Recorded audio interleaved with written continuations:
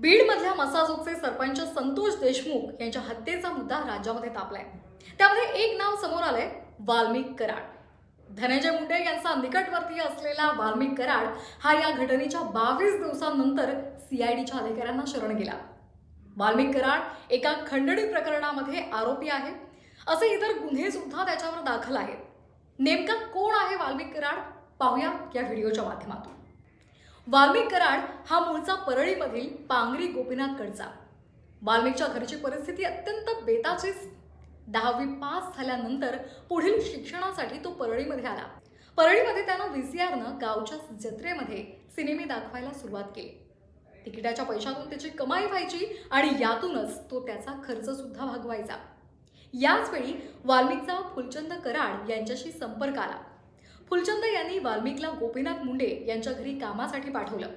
घरगड्याची सगळी कामं वाल्मिक करत होता आणि याच काळात गोपीनाथ मुंडेंचा विश्वास संपादन करण्यात वाल्मिक यशस्वी ठरला, अशी माहिती सध्या चर्चेत आहे।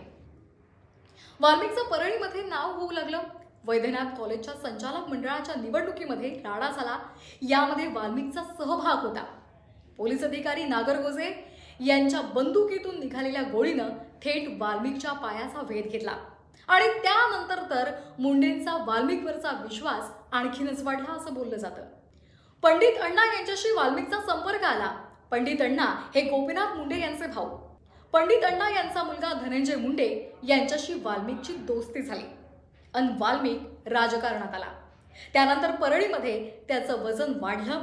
पुढे परळी नगर परिषदेचे नगराध्यक्षपद वाल्मिकनं भूषवलं। गेल्या काही वर्षांपासून धनंजय मुंडे यांच्या परळी मतदारसंघात वाल्मिक सक्रिय आहे।